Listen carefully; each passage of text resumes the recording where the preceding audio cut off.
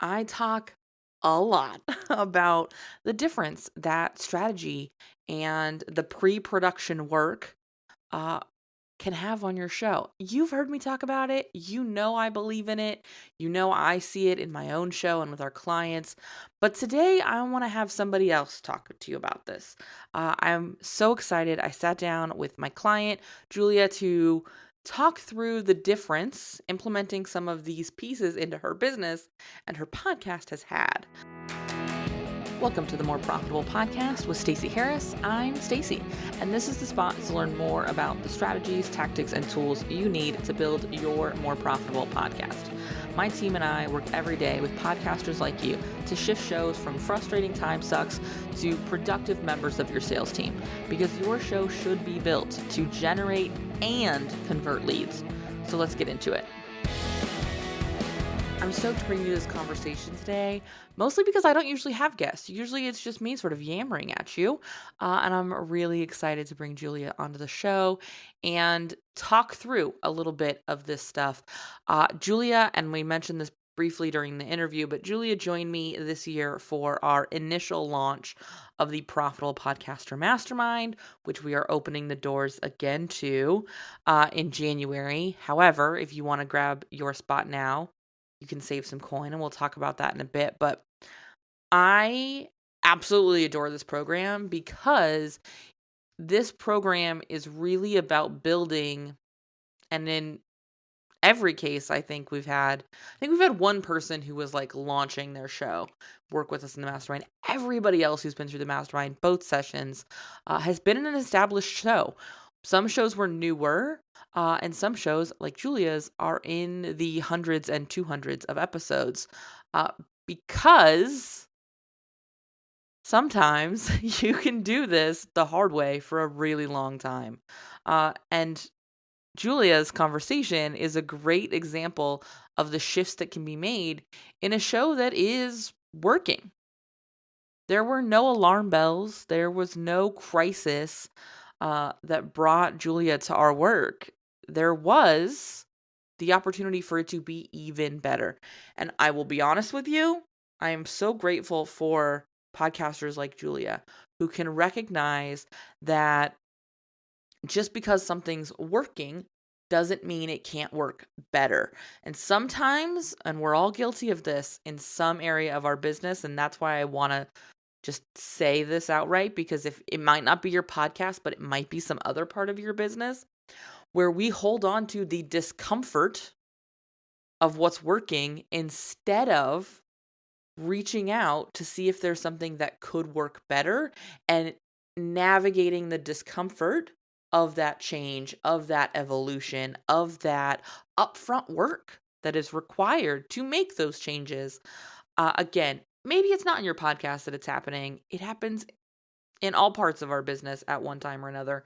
I say that as somebody who has fully been in it.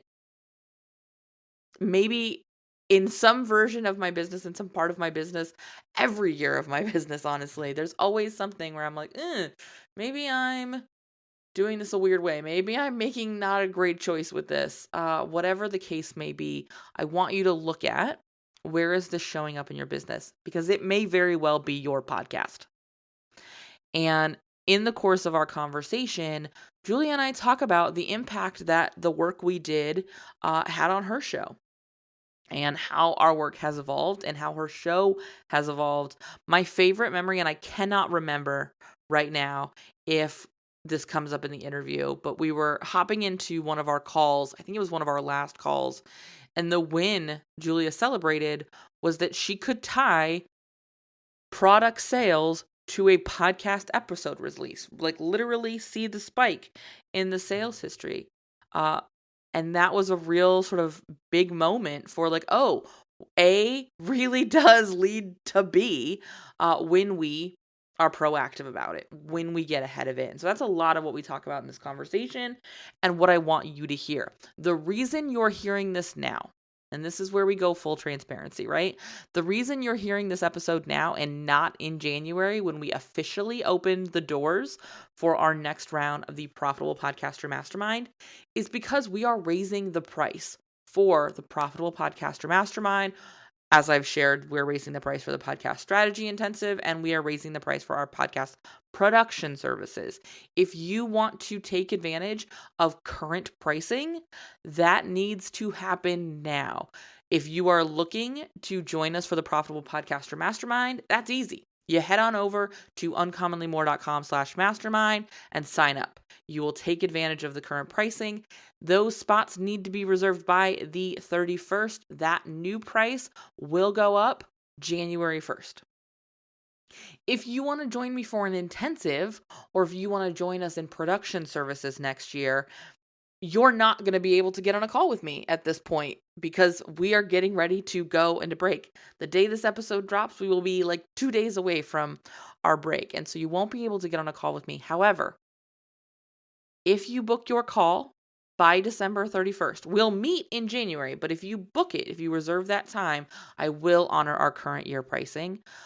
If you book a call with me after January 1st, you will see that new pricing on your proposal, not the current pricing. So head on over to uncommonlymore.com, book in for whatever you'd like to book in for. Again, if you want to reserve your seat early for the Profitable Podcaster Mastermind, we will kick off in February. We're going to run February, March, April for this first round in 2024. So if you want to join us, be sure to head on over to uncommonlymore.com/mastermind and reserve your seat. I'm so excited for this next round. We're also going to be sharing in January some more conversations like this one. So if you're not sure and you want to hear from some more people, stay tuned. Because again, in January, we're going to be sharing even more episodes like this one, talking about what they learned, how it impacted their show, what they're implementing. And it's a good time. I'm excited. I'm so excited to bring these hosts to you because you might find some super cool new shows. Today's show, Julia's show, is in German, which I find incredibly cool. It works across different languages even. Now, with our intro and my yammering complete, let's welcome Julia into the show. Hi, Julia. Thank you for joining me. I'm so stoked to have you here. Hi, Stacy. Thank you. I'm also stoked. And we came together a while ago. How did you find me originally? I've never asked you that. How did we connect originally? Actually, Lisa Carpenter recommended you. Oh, how cool. And I think you have worked with her before. I have. I used to produce her show. Very cool. Yeah. That's awesome. I've always wondered. I was like, wait, how? Because as you may have recognized by the accent, not American. Yes, exactly. You live in Switzerland. I do. I'm in Switzerland. Yeah, my mother tongue is German. But after Lisa recommended you, I started listening to your podcast, and I was immediately hooked. So I really love your podcast, and I was like binge listening to a few episodes. And you were in the car, you were while I was cooking, and yeah. So I love that. I will say I occasionally, so I have a tool that tells me when I rank on different charts in Apple Podcasts, and I occasionally will rank in Switzerland, and I just assume it's you binging the show. It's me. I'm like, oh look, I know who this person is that got me on the charts. Exactly. I have recommended you already to a few people. Yeah, so I told a few friends if they want to know about podcast strategy, they should listen to your podcast. I love it. Well, thank you. I'm taking Switzerland by storm. All the more reason for me to come visit. Yes. I'm really excited. So we're coming together today to talk about the Profitable Podcaster Mastermind because we are gearing up to open the doors again. And I thought, everyone's heard me blabber on about this program. I thought we'd bring you in and we could talk a little bit about what it is like on the other side, what the actual process was like. I want to first let everybody know what your podcast is, what it's about, how it works in your business, so we have some context before we go in. So first, let everybody know the name of your show, what your podcast is about, and how it fits into your business. Okay, so the name of the show is Darmglück, which means well, I guess happy intestine or something like that. Can we please start calling it happy intestinal happiness? It's kind of like a double meaning because Glück can also mean luck. Cool. So it can mean different things. And the podcast is about intestinal health, obviously. So me and my husband, we have a business. We're selling supplements for intestinal health, like probiotics, prebiotics, some vitamins, some stuff like that. And so the podcast is, I'm at episode 227. So it's been going for a while. Yeah. Congratulations, that's Thank huge. you. Thank you. And I also just crossed the 500,000 downloads. So Yay! yay. So I always say, like, now I have over 500,000 downloads, and it sounds kind of cool. That's Um, awesome. yeah. And so it's a mix of, I always say, it's a mix of nutrition, mindset, and information about our products, obviously, and yeah, lifestyle tips, stuff like that, but all always in the context of intestinal health. I love Yeah. that. So when you decided to join us for the mastermind, Mm-hmm. what was sort of the like nudge? What was the thing you were hoping to get out of it as you were sort of at that front end? What made you hit the yes, I'm in button? Mm, because I wanted to work with you. I have to be honest. This is like not necessarily only like, I just love the way you explain stuff, and I was feeling like you have a very good eye for strategy, and you can, like, yeah, I always find you're very on point in your ideas that you give. And what I have to, yeah, I'm a little bit ashamed to admit, but I mean, I've done over 200 episodes without a clear goal, kind of. And I did, of course, sell, and I did, of course, attract people to our services, but I kind of lacked that really focus on selling. And I think I only realized while I started, listening to your podcast, how important it is to actually be selling on your podcast if you want to kind of, you know, make the effort worthwhile, because it is a lot. I mean, if you're honest, podcasting, yes, it's fun, but it's also a lot of work. And we do have a business. We want to make money with our business. So there was a time when I was like, is this effort really worth my time if I'm not selling? And so I guess that was the main goal, to really learn about, like, how can I be more strategic, and how can I be better organized also, because I was always the kind of last minute girl, like, I want to yeah. I'm going to jump in here cuz I want to normalize some things. So, I want to say most of our clients, all of our clients who come in for production with us, we don't do launches anymore. We only work with podcasters who know that they want to be podcasting. So most of our clients come in, they've done at least 25 episodes. Most of them have done 50. A lot of them have done more than 100. Some of them have done more than 200. And when we come in and join them, that's the first time we're doing quarterly strategy sit down. That's the first time they're thinking about, what am I selling? Okay, what do they need to know? Okay, this is the content. That's the first time that they've ever had a structural component of like the dashboard and like, here are the things that actually have to get done. A lot of them are either completely DIYing their show and there's not really any edit happening. They're like putting music on the front and back and shipping it, which is fine. Or they maybe have an editor, like a freelance editor that they found on Fiverr or Upwork or in a Facebook group. That's really common.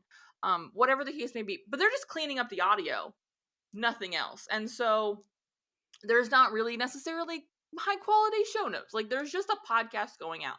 And they're so deeply entrenched in the to-dos, in the hamster wheel of getting out an episode week after week after week after week for years and years, that it's really hard to step back and build in all of that structure, build in all of those process pieces, build in that strategy component. It's really hard to step back and look at your show when you were stuck in it, just trying to get it shipped, just trying to get it delivered to your listener. So, no shame. It's actually how most podcasters are doing their show, Yeah. which is why I talk about it so much on my show, because there is another way and it's nicer. Mm. And it's why we Yeah. had the conversation, recently. I don't remember what episode it was. I'll link to it in the show notes, where we talked about managing podcast burnout, because 10 years in, 600 plus episodes, I will tell you it happens, even with process, even with strategy, even with team support. It is a heavy lift, and there are times where you're just like, I don't wanna. Or worse, why am I doing this? Yeah, or Been what there. should I talk about? Like I've talked, I mean, yeah, I've talked about everything already, and I'm like sitting there and think like, what else could there possibly be to talk about? And I loved your episode about the podcast burnout, because I definitely had that. And there was a while where I didn't put out any new content. Like that was a make or break type of phase where I really Mm-hmm. had to decide, will I even continue? And it would have been kind of sad to, like stop, because yeah, it's already been a few years. And but I was very close to actually saying, I'm just gonna I'm done. We've got a show we've been producing where we've got a client who's like, you know what, for a little bit next year, I need to just be re-releasing stuff. Yeah. It's time. I need a meaningful break because I have this other project I want to be working on, and so it's cool. Then we're intentionally building in. Here are the assets we can use in this break. Here's where we return to production. Like, there are things we can do to take care of ourselves, but we have to be at least honest with ourselves that this is a big lift and that this will happen eventually. It becomes less frequent and easier to manage when we have strategy, when we're building assets, when we have these resources that we can lean on. But it's gonna happen. It's just kind of part of it. And Mm. like I said, Mm. most podcasters are just trying to get their next episode out. That's how most shows are operating, is week Yeah. to week, episode to episode. All that's in front of them is the next one, and that's Yeah. incredibly common. Also, I've said everything I need to say already. I have nothing else to say. It's true. I said this in the program. I say this every session in the program. I said it in Q3. I said it in Q4. I'll say it again next year. We all say like 7 things. That's it. We each have 7 things we say, and that's being generous. So I may only have 3 things I say, and we just have to find new and interesting ways to say them over and over again, because that's kind of what it is. That's sort of the gig. Is we're finding new and interesting ways. The funny thing is that there are so many people who have listened to so many episodes and still didn't get Yeah. certain things. Like they say like, "Oh, I never realized that," and I was like, "I told you already a million times." I say it every week. My favorite way this happens, well, that's not true. Maybe my most annoying way this happens is when you launch a program, or you open the doors for something, or you launch a new product, and people sort of heard about it, but they never heard the like now available, carts open, whatever. And then you'll get the email like months later. They're like, "Oh, are you actually going to open the program, or did you start selling this product?" And I'm like, "Where have you been? I talk about this nonstop." You're like, "I say this daily. I say it in every episode. I say it Yeah. in the episode. I say it in the outro. I say it everywhere. Where have you been?" But it happens. It absolutely Yes. happens. I know we got to celebrate some things in the program. For example, you saw some like direct ties to like you did an episode and then Yeah. sales went up. I Yeah. loved that. But were there any sort of moments where you were like, "Oh, I didn't expect this, but that was really helpful"? I couldn't really say I didn't expect this, but what was super helpful was just like us already mapping out a few episodes in the mastermind, and I felt very, first of all, yeah, I felt like relieved, kind of, because it's stressful not to know what you're gonna record for next week, or even this week. You still don't know what you're gonna, you have to record it by tomorrow, but you have no idea what you're gonna, I hate that feeling. what you're gonna I've pick. been there. Yeah, I really hate that too. So maybe that was a little bit unexpected, kind of like to really realize how, yeah, how calming it is to know, okay, the next week I haven't recorded them yet, but at least I know what I'm gonna record. It's so much easier to sit down and record when it's already there. I don't also have to have an idea. Yeah, exactly. And also is that um, yeah, to have assets, like the importance to have assets, to know, okay, if need be, there is something I can pull from. And I think I told you that um, during the time we worked together, I got sick and I Mm-hmm. couldn't record. And it was so cool to have already, like, by that time I already had 4 or 5 episodes pre-recorded. And I was like, yeah, if I hadn't had that, I would have had to pause the podcast probably, because yeah, what should I have done? I couldn't talk. I was coughing all the time, and yeah. And that comes up so often.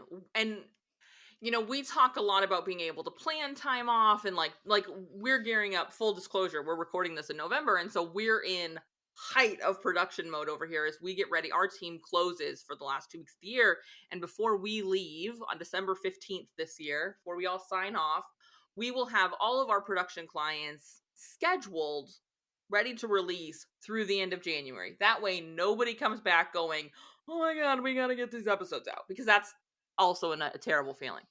And so Mm, we're in sort of like peak production mode. This is the closest we get to like a busy season, is we're sort of getting everybody ahead. And what's been so interesting is like we sort of understand how supportive that is, right? Like we're intentionally building some space in ahead of us. But what we often forget is that time where we need space that we did not plan for. yeah, Where it kind of exactly. sneaks up on us. I had the flu late summer, early fall, and I was just like, man, am I glad my show rolls the way it rolls, because to your point, I would have had to maybe re-release something, which even that takes me building, like sitting down and figuring out what it is that can be re-released. And sometimes the biggest win is that unplanned time off that we need when we get sick, or somebody in our life needs a little extra support. I see that a lot from clients as well.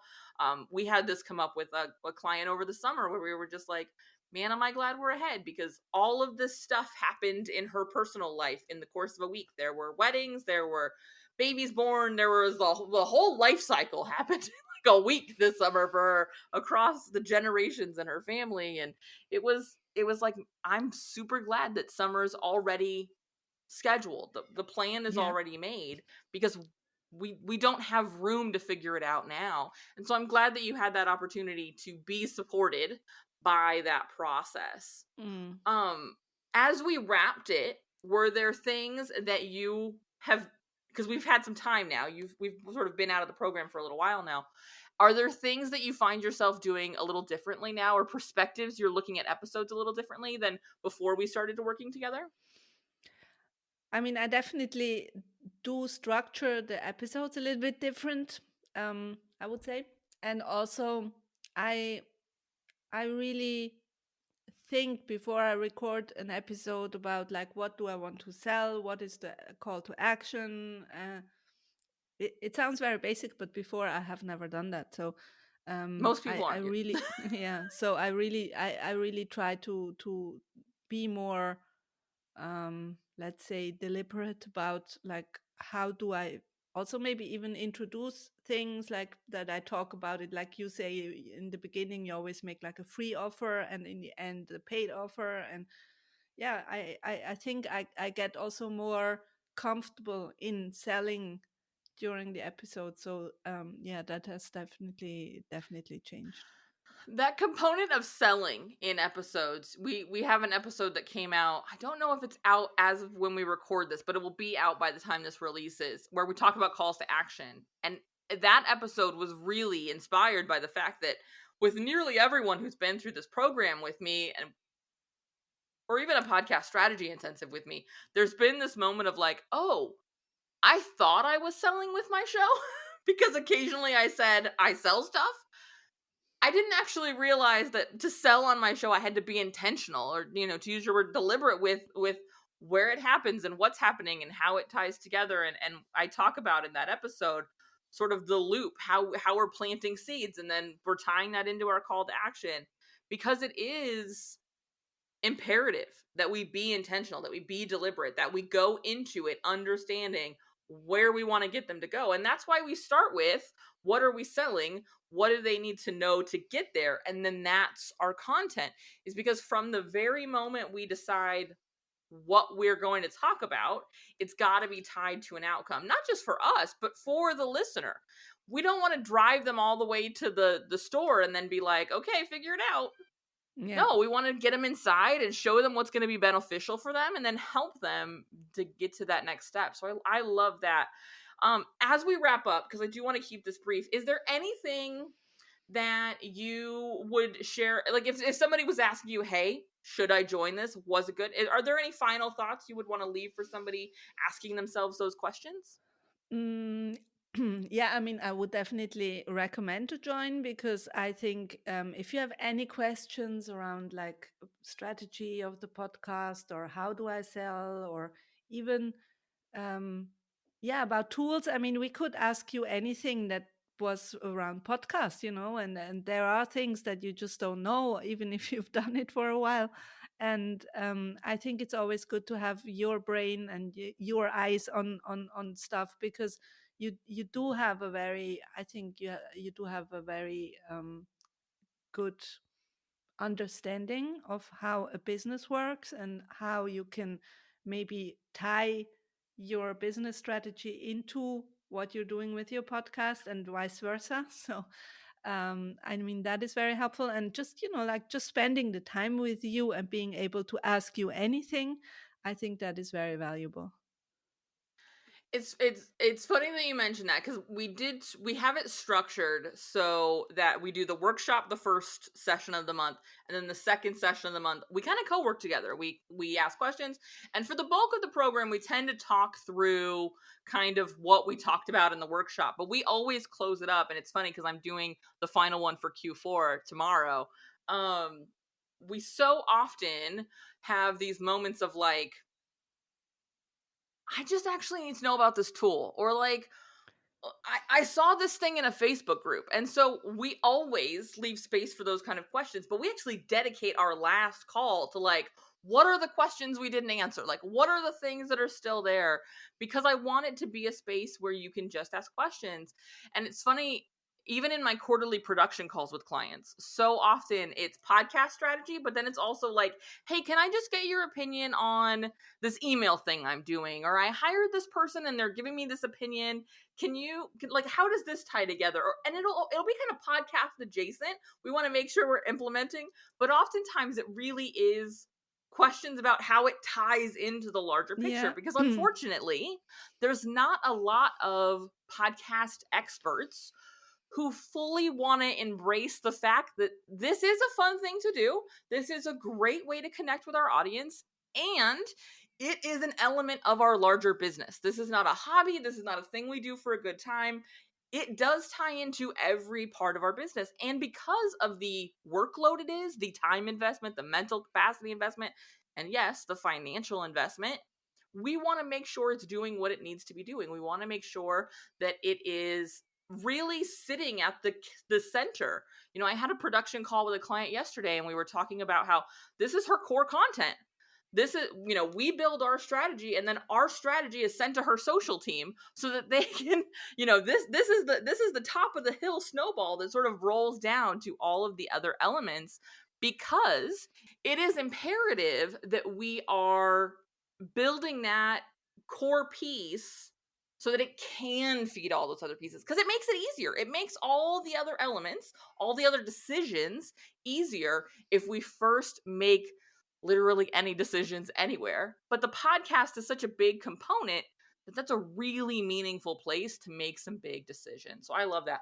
I want to wrap this up. So I want to thank you so much for joining me.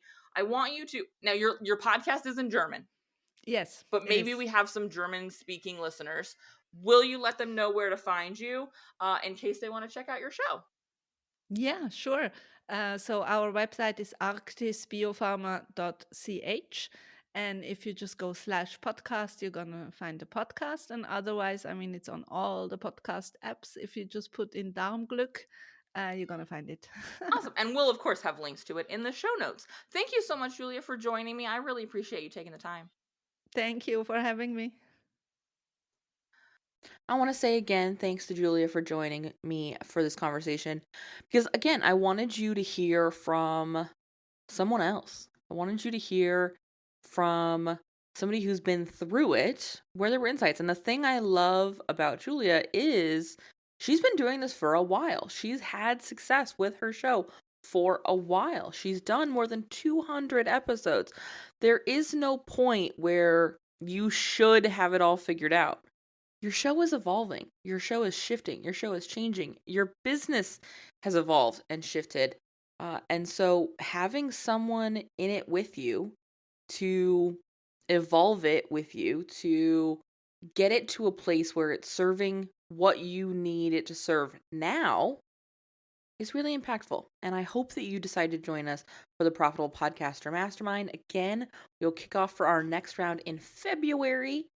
However, you're opening the doors right now for early bird options, meaning you can get in for the 2023 pricing, grab your seat before we kick off in February and reserve this year's price instead of what will be January's price. Head on over to uncommonlymore.com/mastermind to see all the details, to see the call timing, all of that, and reach out if you have any questions. I am happy to answer them. I will see you right back here next week. Have a good one. Thanks so much for listening to the show. Remember that content consumption does not make changes. So commit to doing something from today's episode. Maybe it's taking action on what we talked about.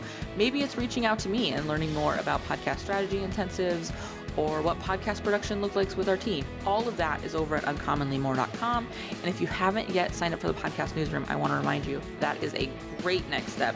If you're not really sure what comes next, hang out over there. Get those exclusive private episodes. That's over at podcastnewsroom.com. And the last favor I will ask, because social proof is endlessly important for sure, is to leave a rating or review for the show. If you go to ratethispodcast.com/more, that's the easiest way to do it. But I would love to hear what you thought of the show, what you think of the show, and if the show has been helpful for you. I can't wait to chat with you. So this is just the start of the conversation. Reach out so we can keep it going. Talk soon.